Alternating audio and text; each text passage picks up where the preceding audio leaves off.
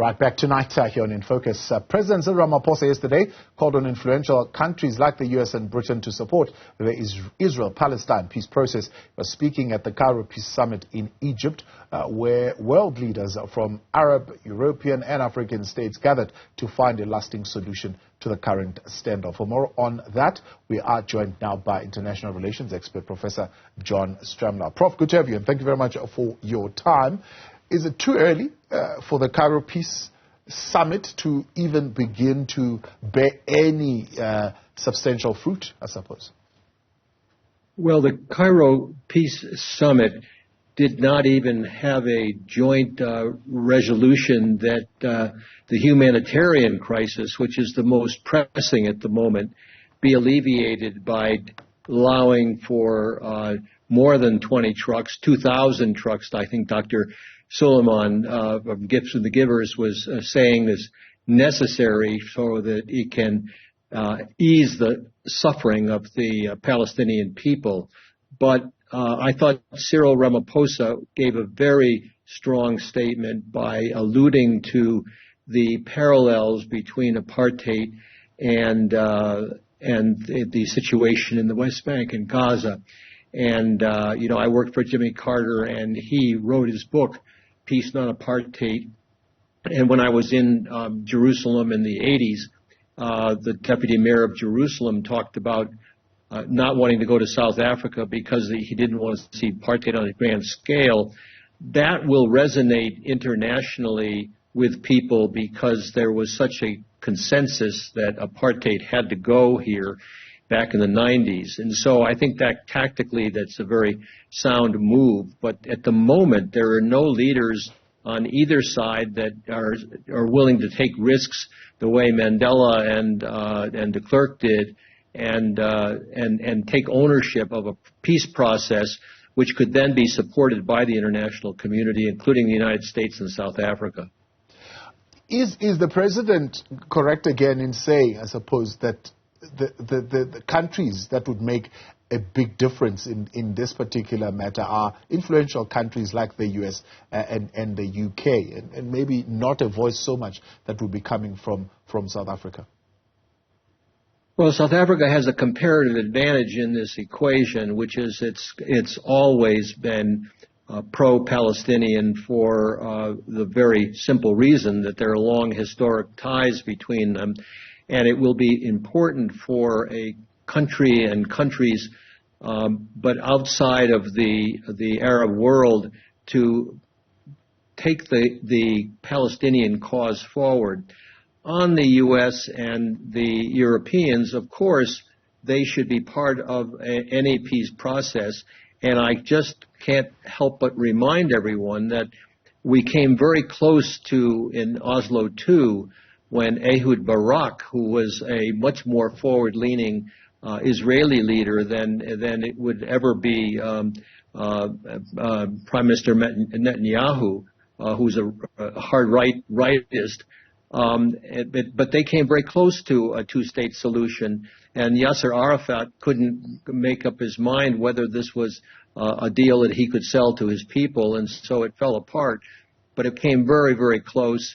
And, Jimmy Carter did the Egyptian-Israel peace accord, which was back in 78, 79, and that was a start toward what we thought was going to be a peace process. So we've been at this a long time. Now, maybe this crisis will be enough to sort of push everyone to say, oh, my goodness, the suffering of the Palestinian people is so severe, and the risk of escalation is so great that they can force the two sides to come up with leaders who are willing to turn enemies into adversaries, as Mahmoud Bamdani said was the secret here in South Africa. David Brooks, writing for the New York Times, points to the 2000 process, which was led by Bill Clinton, saying that there were millions of complexities and many errors made by the Israeli, the Palestinian, and the American side along the way, that he feels it's very hard to see that kind of option ever being on the table again. No, I think that's too pessimistic. I'm always hopeful even though I understand exactly what he's saying about mistakes that were made. Everybody makes mistakes all the time. But I do think that there is a ripeness to conflicts. But at the same time, he's correct that the leadership in Israel and Palestine is not yet coalesced around people who are willing to take risks, take ownership, and work with the international community so that everyone's pushing in the same direction toward a political solution rather than a military solution.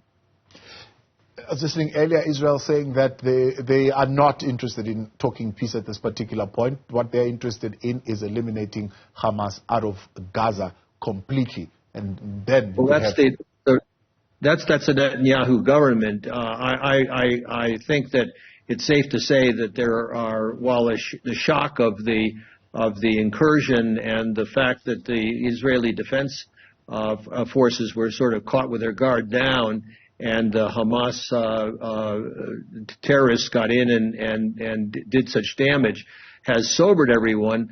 But Israel is a very, it's got a lot of different peaceniks and hardliners, just like any society. And so the difference between, say, Netanyahu and a Barak or other leaders is very great, just as it is between Donald Trump and Joe Biden or Barack Obama.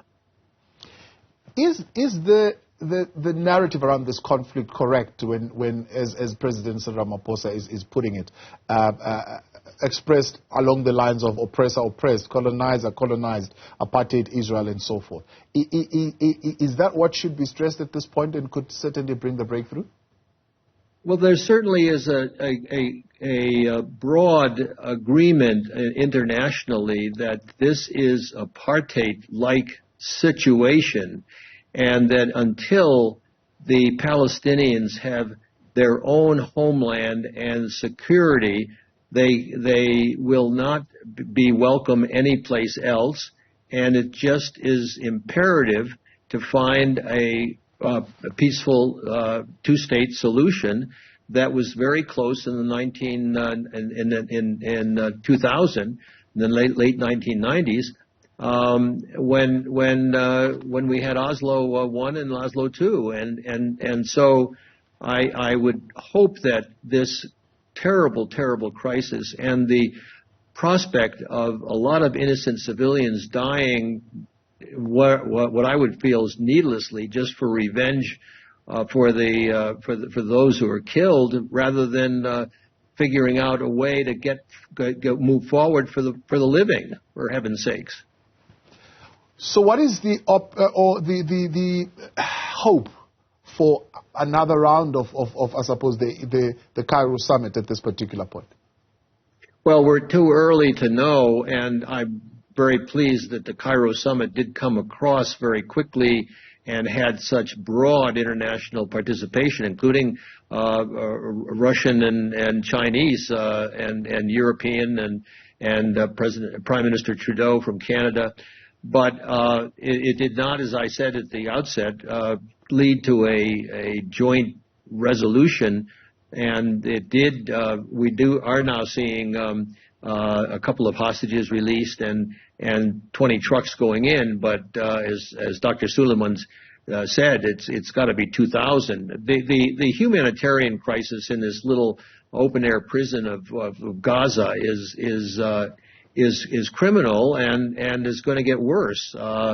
So that the Americans quietly seem to be leaning on Netanyahu and his government to resist the temptation to go in with a massive force, but they are a sovereign state and they will seem hell-bent on revenge right now.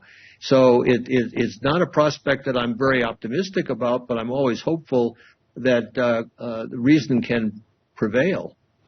So you're saying it would be correct, I suppose, Prof, at this stage for the negotiators and all those involved to be immersed really in resolving the practical issues around the humanitarian crisis at this particular point. And maybe once that is solved, they could once again sit around the table and maybe have the broader conversation. Well, the unfortunate thing is you can't separate the humanitarian from the political, but I do think that the humanitarian is the overriding pressing issue now, and with it will come political openness and consultation, because it necessarily has to, and that might be the momentum for finally resolving this issue, but I don't see an easy pathway, and no one else does either at this stage. But we've got to try, and I'm glad that President Ramaphosa is working as hard as he is with all the other items on his agenda. And domestically here, we know we have an election coming up in 2024, like in the United States. And yet Biden and Ramaphosa and other world leaders are taking this very seriously for the humanitarian crisis that it is, and also because of the escalation risk, which it also is. Professor, appreciate your time. Thank you very much for joining us. International relations expert there, Professor John Stremlau. Of course, the Cairo Peace Process or Summit that took place this past weekend, coming to an end without really reaching some solid agreement, but suppose a good start